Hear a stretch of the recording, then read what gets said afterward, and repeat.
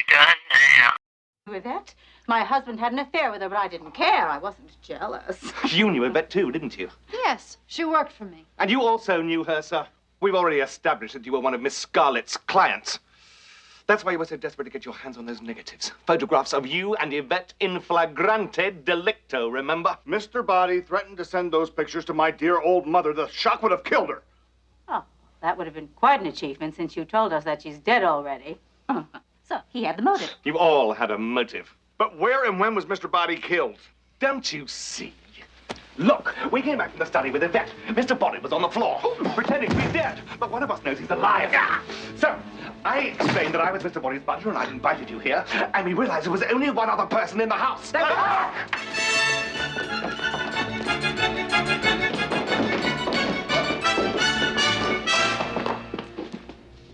Well, where is he?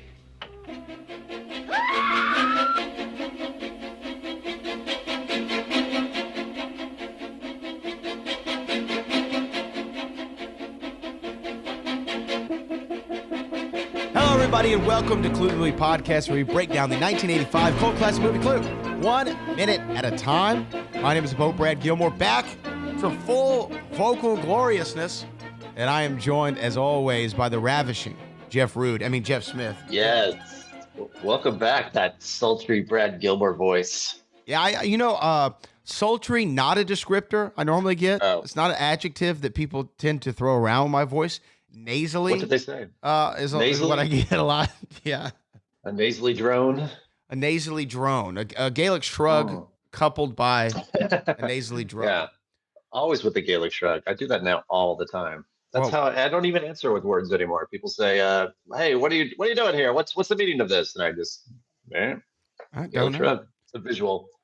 We for are you at podcast listeners. we are at minute 74 of this fair show, which means there are just 23 more that we can possibly do. Which means we're wrapping up, man. We're rounding third base. And I want to ask this. We're going to talk about 74 here in just a second. Was there any extras from this past week to this week that we needed to cover? You said you might have one or two things that we Oh, yes, I do. So I know we've talked about this on the show, and it's definitely something that's talked about in Clue, the Who Done It Clue documentary. That's the title of the thing I made. That's weird. I stumbled over that. So I interviewed Jonathan Lynn, talked about how he cast Lee Ving as Mr. Body, begrudgingly in a way. He wasn't thrilled about having a rock star play the part. Then I interviewed Lee Ving, who was very nice and wonderful, talked about playing a dead body. It was great.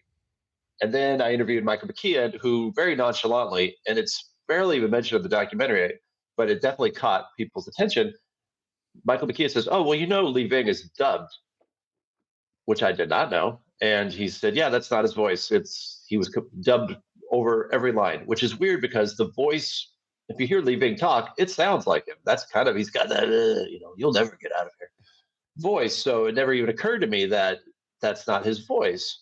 And so I researched just a little bit for the documentary, and I thought it kind of sounds like Joe Mantegna, the wonderful actor Joe Mantegna. Yes. Most famous, I think, from Three Amigos. No, he's for more than that. Well, you know what? Alumnus of the collection with Brad Gilmore have had Joe Mantegna on there and asked him about Three Amigos, but continue. Yes, Flugelman.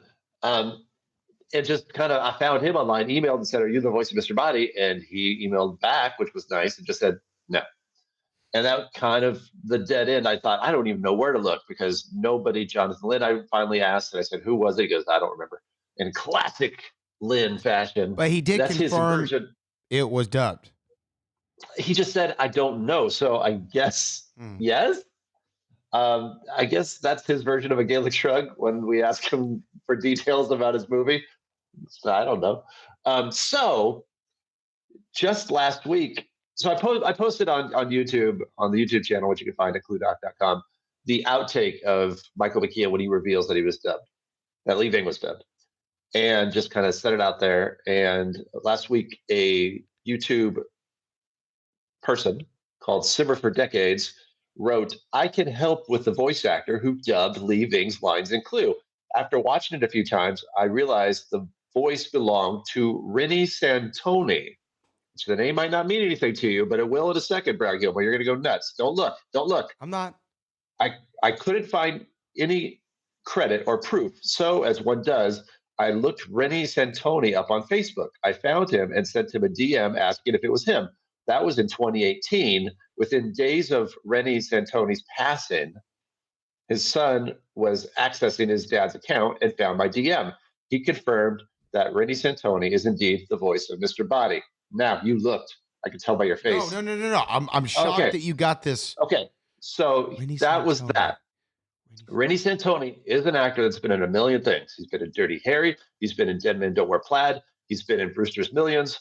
He is probably most famous to me over the Late Shift, which is an excellent movie about, yes. But for us and what we talk about here on Clue the Movie Podcast, he is the actor that plays Poppy. Yes. On Seinfeld. Poppy's a little sloppy. It's very nice. It's very nice. Yes. So that's Rennie Santoni.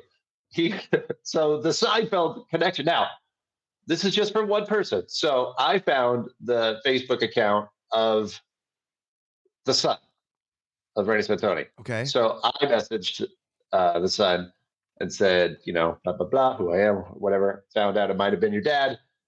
Was it your dad? I have not heard back yet. Oh. So I know. You're hearing this all in real time, which is why I'm so glad that we are recording this so close to the release date, because we don't always do that. But this is what happened last week. So followers of the Clue Documentary Instagram or Whodunit Doc on the X Twit already know this, but this is where we are. So wow. Hopefully we'll find a confirmation, because I would love it to be true. Well, and actually, one of our listeners who also comments on the Facebook page, Zach Myers, even commented something to the effect of, "Well, now the boys, that's us, can make all the Seinfeld references in the world because there is a huge connection. Like we need permission to reference Seinfeld on Clue the Movie Podcast, but now it certainly ties in." So if this is true, okay, I'm a little bit at loss for words, to be honest with you. I know. I could not tell Brad until we did this. When you said the Late Shift, I was like, wait a minute. Yeah. Brewster's Millions, Late Shift. Wait a minute. And you came through. Yeah, I could see the gears turning, because you're trying to picture who's the common face. He's a sportscaster in Brewster's Millions. Mm-hmm. And then he did a lot of plays John Agolia, if memory serves me right, in the Late Shift.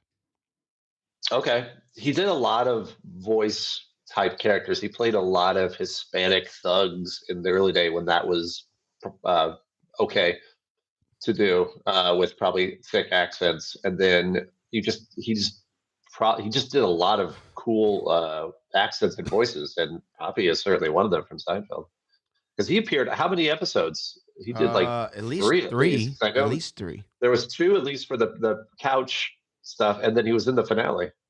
He was I don't think he had any lines in the finale, but he did. He asked for salt for the soup Nazi. Well, get this. He apparently was in 5 episodes of Seinfeld. Okay. 5 episodes. I know there's the hobby's a little sloppy. Yeah. And then I think the one where he pees on the couch is also like where they have like kind of the abortion debate. The abortion one, yeah. Yeah. There's no debate. Yeah. A pizza is a pizza once you put your fist in the dough. It's not until it comes out of the oven. It's not until it comes out of the oven. Oh man, what a funny thing. But I can't, and I remember him in the finale. I don't remember him in another couple of episodes, but maybe it's just slipping me.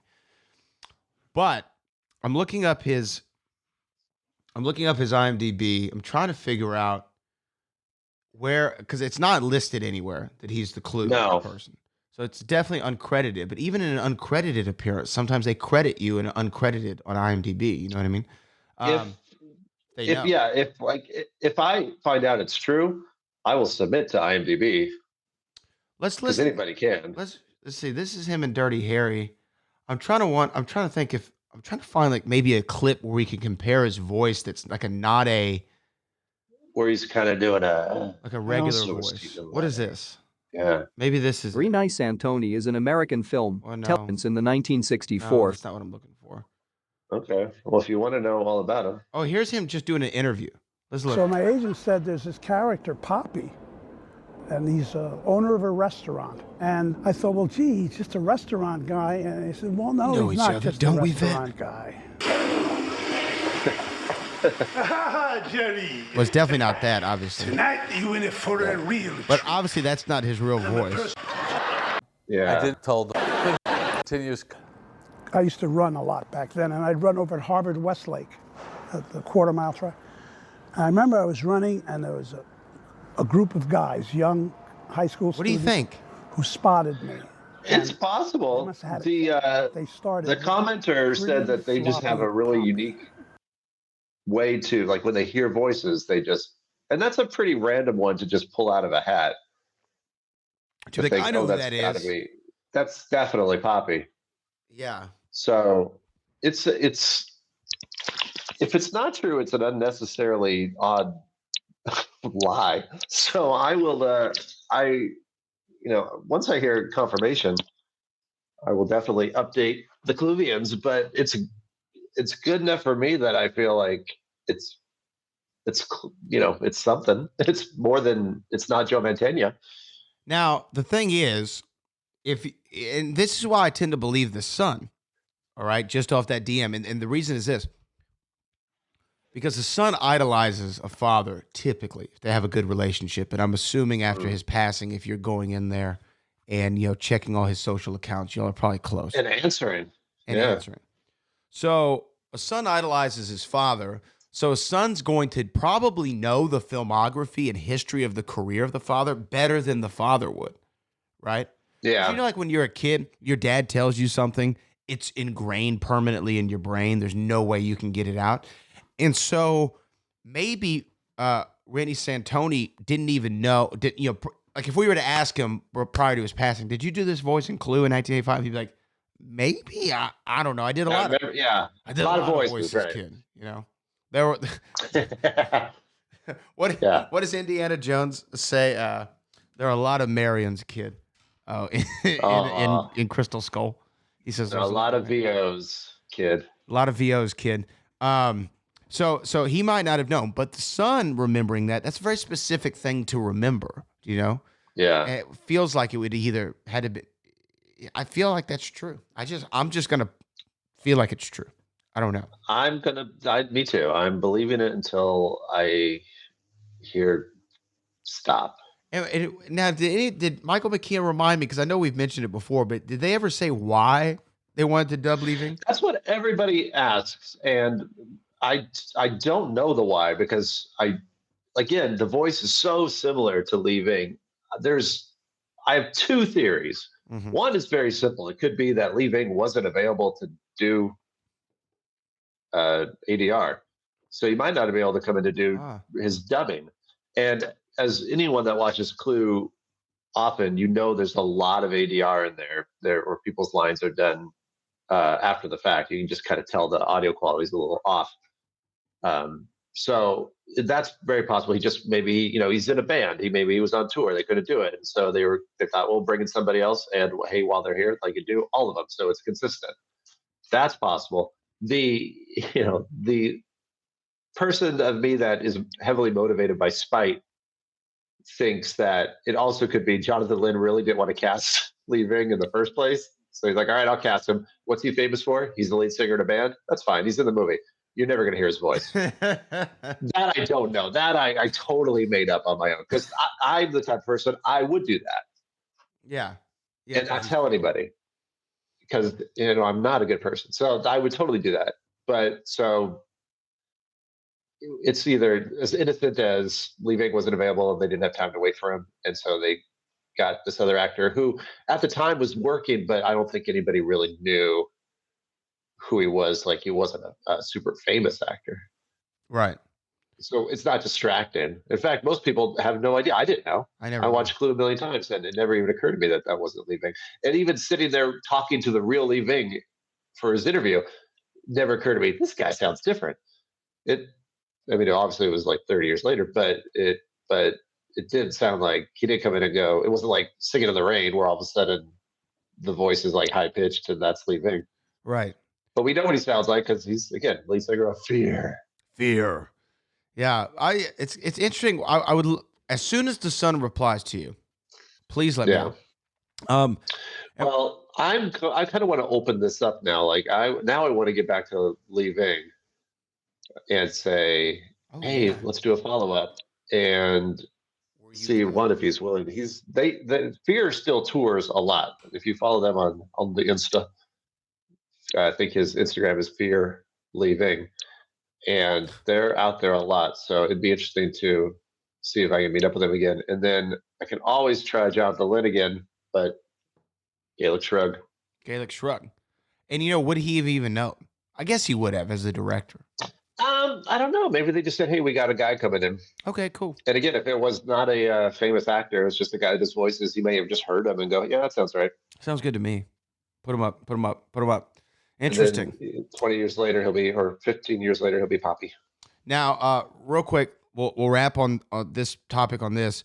According to IMDb, actually in 4 episodes, and I think I know why the disparity between Wikipedia and IMDb. Poppy was in season 5, episode 15, The Pie, right, which we all remember. Okay.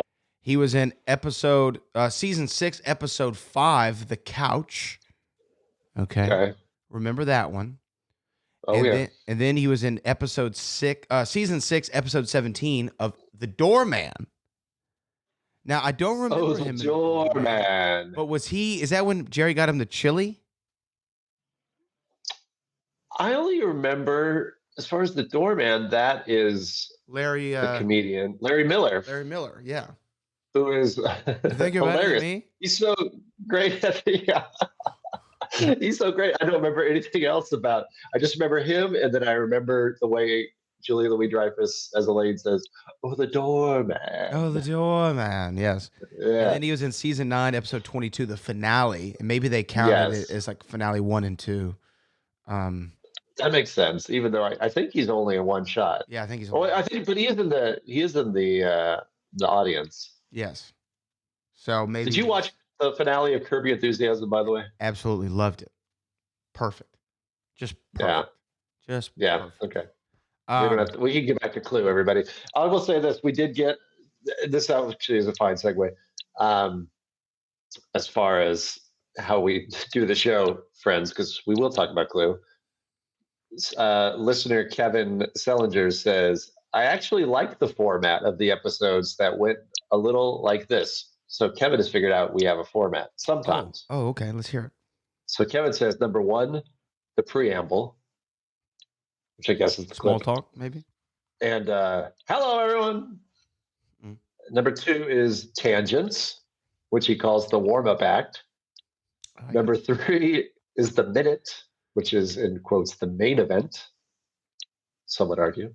Number 4, original script comparison. So the script comparison has made its way into the formula. And then 5, everyone's favorite, the wrap up. Okay, look at that. So we have a 5. Kevin has decided we have a 5-act structure and right now act 2 is long. Yeah, well, look at that. But at least it's Clue related, friends. I mean, look, we bounce around a bit. And we got some like big Clue info this week. Yes, of course. I don't feel bad that we're not talking about this minute, but this is a good minute. It's right after Madeline Cohen, and she not convincingly says she did not care about her husband's affair with Yvette. This is all about Yvette this minute. Yeah, we find Yvette is the connective tissue between Miss White, Colonel Mustard, and Miss Scarlet. She worked for me. Yeah, so she worked for Miss Scarlet. She slept with Mrs. White's husband, and she also slept with Colonel Mustard. Do I have all that right? That's what we know. Yeah. There may have been others, like Mr. Body. Well, Mr. Body, I think we know too, because he says we know each other, don't we? Don't we vet? Don't we, dear? Doesn't he say, "Don't we vet"? No, he says no thanks, Yvette. I just ate. So he says her name, and then Michael McKeon, Mr. Green says, now, how did you know her name? And he says, we know each other, don't we, dear? And then gets a little handsy, grabby. It's a little handsy. And then Colonel Mustard says that the shock would kill his poor mother, who he had said later he lost his mommy and daddy. And good on Mrs. White for remembering. I like that she she has a very satisfied chuckle after she says that, after she told us they're dead already. Yeah. A little judgy. Little judgy, but also a hell of a memory. So, okay, let me ask you about that. I wanted to ask about that. So She remembers about death. she remembers about death. So this is something that Yeah. continues with her. Remember how we had that revelation about Professor Plum, how he knew exactly what time it was because he's a psychiatrist and he's always thinking about the clock.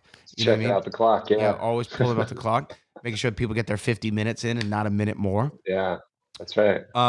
Is Mrs. White, are we assuming that she's obsessed with death so she can clock everything death related? Like into her I think memory? so. Yeah, I think whenever she hears any kind of mention of death, it's a trigger for her. And also she thinks about if they're lying about it, because she lies about it as a murderer of, as we assume, just the 5 husbands. Right. I wonder if Colonel Mustard's parents are alive or dead. That's what I was going to ask. I'm going to say they're alive. You think so? Yeah. Oh, that's the sound of last week's Brad Gilmore creeping in. Yeah, sorry. That's okay. We don't judge. That I think they're alive. I think when I lost my mommy and daddy earlier was not true. And also Wadsworth looks surprised. I think 1, because the way he says mommy and daddy, but 2, maybe because he knows that they're not dead. He would know. I mean, yes, he would know. I'm just confused as to, was that him trying to purposefully trip them up and be like, oh, my mom and dad. I mean, what's the point of him lying about his mom and dad being dead? Sympathy, maybe. Sympathy? Which doesn't work for a middle-aged man, but he doesn't act like your typical middle-aged man. I mean, Middle-aged man. He's a little bit behind the 8 ball as far as emotional maturity and intelligence goes, for somebody man of a certain age. Yeah. But and occupation. But didn't you say that line was his idea earlier in the script? The mommy and daddy line? Uh-huh. Did you not say that? I don't remember. I feel like you said that was like, or maybe was it John Hatch? It could have been John. Who said that? John would know, because John knows that script backwards and forwards. I think John Hatch, author of What Do You Mean Murder? Yes, The Making of a Cult Classic. The Making of a Cult Classic. Clue. I think he said that was a Martin Mull idea of like, what if I said this line at this point? I that sticks out to me for some reason. So okay. Long-term viewers or listeners of the podcast will be urgent to correct me if I'm wrong. Yes. Or confirm my elephant type memory. But go back to one of the several John Hatch episodes and see what's going on. So I think that so maybe, I don't know. The reason I asked that is because is this an improv that was just in there and then they didn't think about this later and then or was it to cause confusion, or it worked? I don't know. If it's an improv, and even though it contradicts, it's funny. That's the joke lands. In this kind of movie. That's perfect. And yeah, again, it gives Madeline Kahn the opportunity to do a deadpan line, which is good for her. She's so over the top for most of this movie. So let's go to a bit of the original script.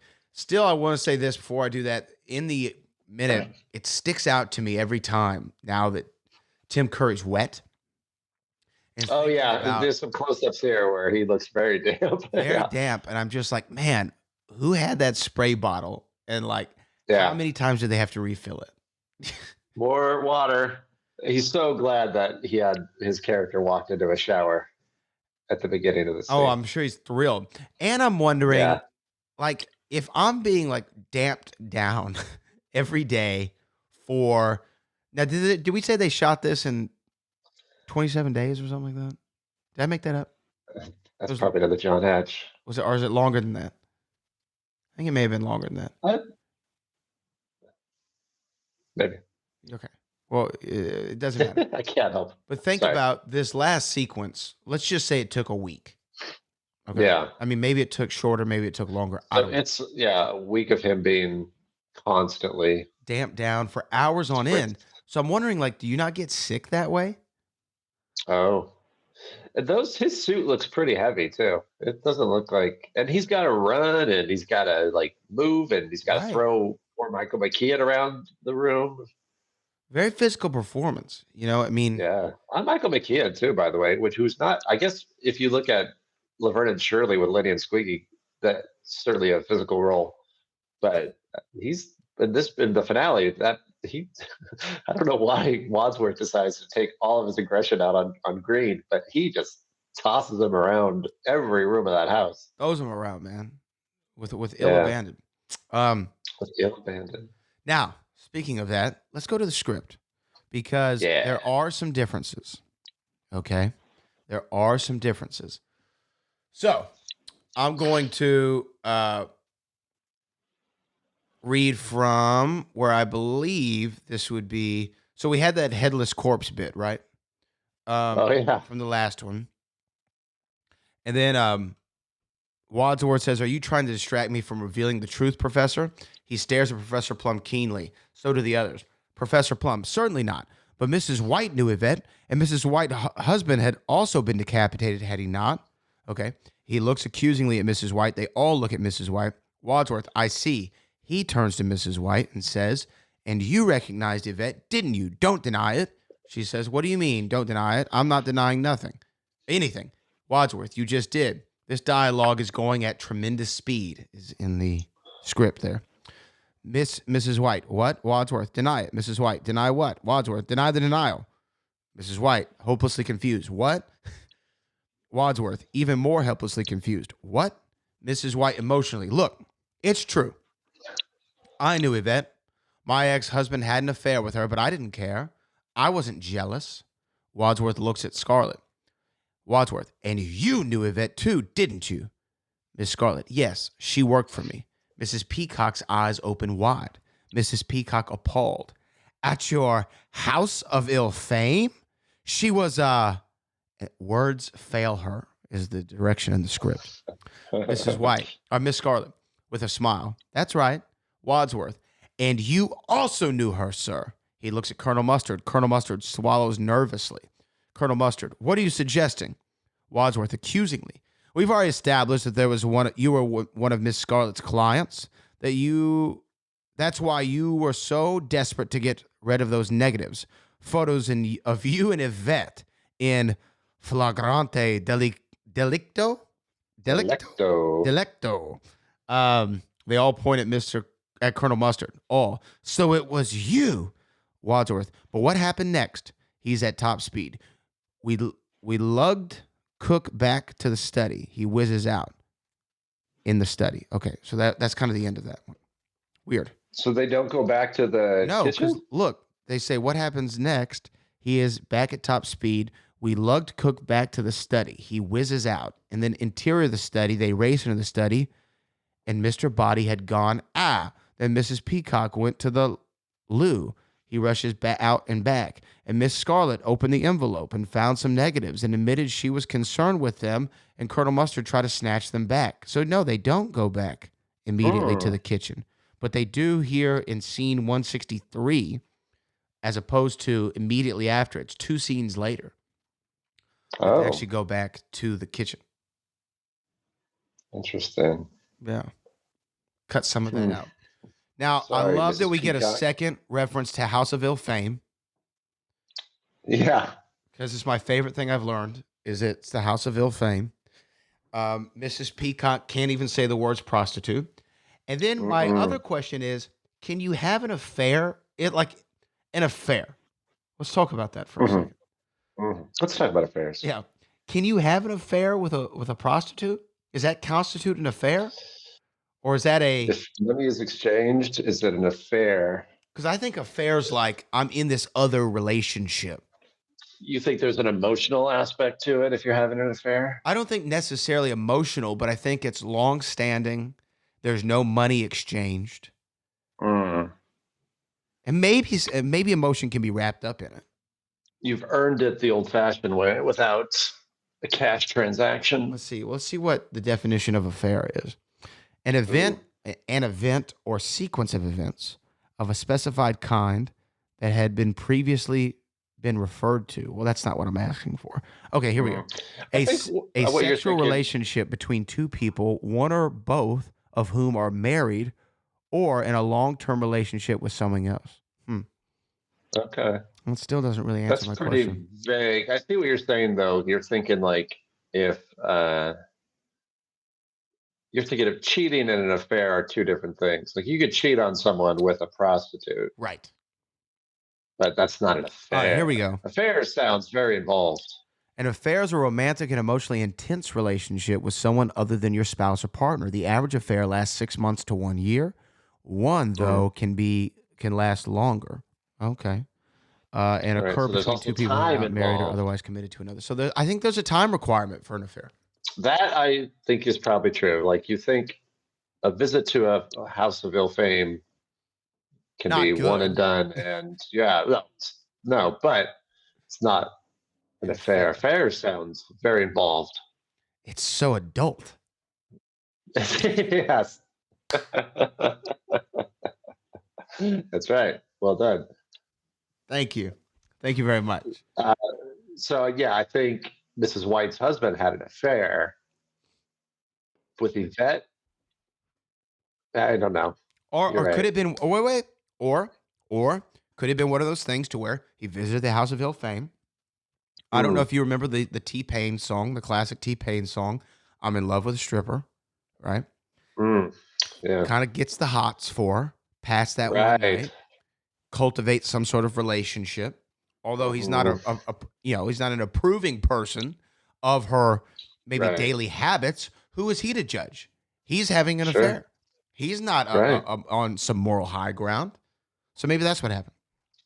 And emotional affairs, which you hear about all the time, do not even involve Flagrante Delicto, but there's that connection. It's deep. Steep. I don't know. Yeah. But I think that I hate that we didn't get that bit of dialogue in there. The Delicto, what is it? What is it? What was it? Flagrante Delicto. Flagrante That's he says it. It's great. He says it with flair too. He goes, "You and Yvette, pictures of you and Yvette in Flagrante Delicto." He said that just in this scene we just watched? It's in there. Yeah. Wait, no, he Yeah. didn't. Hold on. Where did he say that? Oh, That she's dead this is already. gonna be sad when you Wait. Did I not hear that when we were rewatching this? go ahead. Hold on. Cluvians, you and I will just wait here while Brad. So he had Here's the motive. Flagrante. You all had a motive. Hold on. One of Miss Scarlett's Before that. clients. That's why you were so desperate to get your hands on those negatives. Photographs of you and Yvette in Flagrante Oh, he Delicto, whoa. remember? Oh Mr. my Body gosh. threatened to send those pictures to my dear old mother. The shock would have killed her. Oh, that would have been quite an achievement since you told us that she's dead already. But see, this he had this the motive. bit, You hold all- on. That bit Mhm. isn't in the script. No, he doesn't mention his mother in the script. So Okay, maybe this is the interesting. one that's the improv. No, I'm wondering if that was a earlier in the script. I'm saying if they did freestyle the mommy and daddy line, if they were like, okay, we have to pay that off later. Let's call it back. Okay. Let's call back to it. Perhaps. I don't know. And in character for Mrs. White. And then they do go to the kitchen, which I guess in the script is later. And it's odd because, well, first of all, you see Wadsworth not go out the door that they go. He goes through the secret passage, which if you go with the fourth ending that we never saw, is how he, as the killer in the fourth ending, kills the cook while they're all standing around Mr. Body. Right. That's how he sneaks out. And then they do the odd thing, which is kind of charming in a way, but it is odd, that they use the same shot of Miss Scarlett screaming as they used earlier when the cook falls out, because now she has a cigarette in her hand, which she did not have lit in the scene we just watched. But it's the exact same one. The positioning of everybody is the same spot. It's just Miss Scarlett's famous Leslie Ann Warren scream, which is also, I think we discussed, used for Yvette's scream as well. Leslie Ann Warren can scream. She's a Hall of Fame screamer. Like, Absolutely.